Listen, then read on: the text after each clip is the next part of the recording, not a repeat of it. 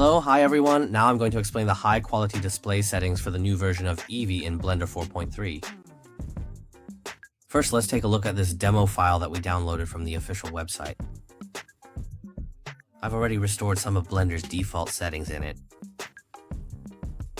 If we want to achieve this kind of high quality display and rendering, we do need to make some adjustments. Previously, we also recorded a tutorial for version 3.x. We can start with the sampling settings up here. For viewport sampling, we can set it higher, like 32 or 64, both are fine, and then uncheck this box. Another thing is, when we move objects, it can cause some ghosting effects. So just turn that off. For the rendering section, we can set it to 128 or 256, both are fine. For lower-end graphics cards, setting it to 256 might cause some lag, but visually, you usually won't notice much difference. Next is the shadow settings. For the first two values, don't change them. If you drag these randomly, the whole software might freeze for a moment, so just keep them at their default settings. As for volumetric shadows, we can turn them on. You can see that after enabling it, the effect changes as well. Compared to version 3.x, enabling this now doesn't use up as much video memory, so it seems they've optimized it.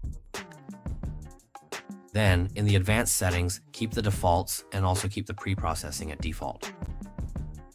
After that, turn on ray tracing. Here, if we want to do the final render, we need to set it to 1:1, but for normal operation, setting it to 1:2 is fine. This displays at 50% quality. For screen space tracing, set the precision to 1. As for denoising, keep it at the default setting. Set the fast GI near as well. You can set it to 1:1, but if you're still making adjustments, set it to 1:2. Then set the precision to 1. For the rest, we can keep the default settings. Now, regarding the number of rays and steps, it's different from what we used in the old version. Here, we can set them to the maximum. There are options for 16 and 64.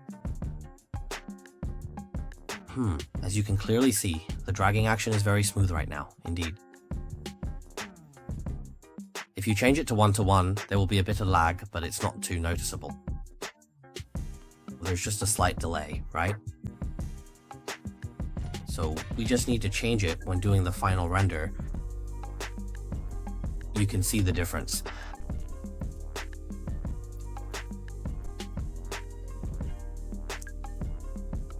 As for the volume, we can set the resolution to 1:4 and set the steps to 128. Just keep the rest at their default settings. This also doesn't really affect performance. As for this simplification option, just keep it as a backup depending on the situation. It doesn't really matter whether you enable it or not. For the film section, keep the default settings for performance. In the memory section, there's a shadow pool. In most cases, you should keep these two settings at their defaults. Even in large scenes, if you see a warning in the top left corner saying the shadow pool memory is insufficient or something like that, does this kind of warning only appear on 4K monitors? We can go to the system settings here. By default, it should be 150, but we can change it to 175 or so. Then in the editing section, if the resolution scale is set to 1.0, that warning usually appears, so we can increase it a bit to around 1.2, and then it won't show up. That's this setting. Next, for the compositor, we should use the graphics card. As for the viewport, like I mentioned in the previous video, we can use full resolution rendering, which is this one-time scale option.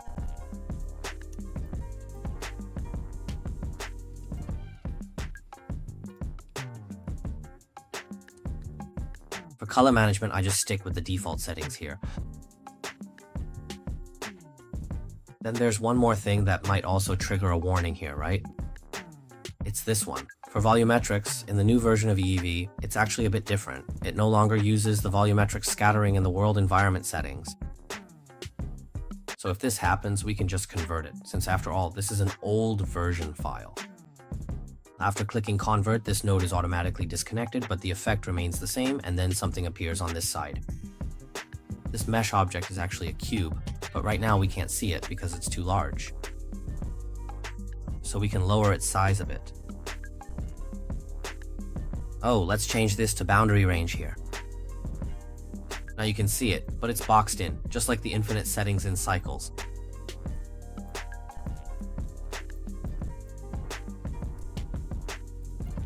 Then this node is also copied over just like the one in the world environment earlier.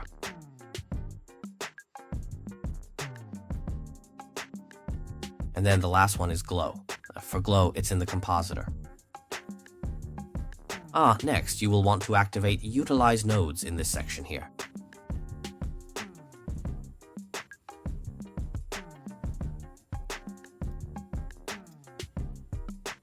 So it's basically this thing, set it a bit higher. For blend, just keep the default settings. The lower you set this threshold, the stronger the effect will be. By default, right?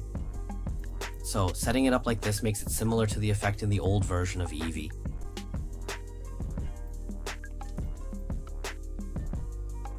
Or you can check out a separate video I made earlier specifically about glow, where I go into more detail about how to connect everything.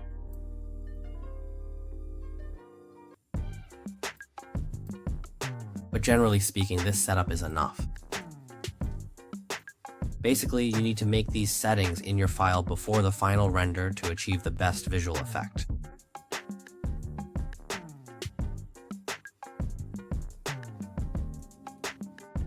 That's all for this episode's sharing. Hope you all enjoyed it.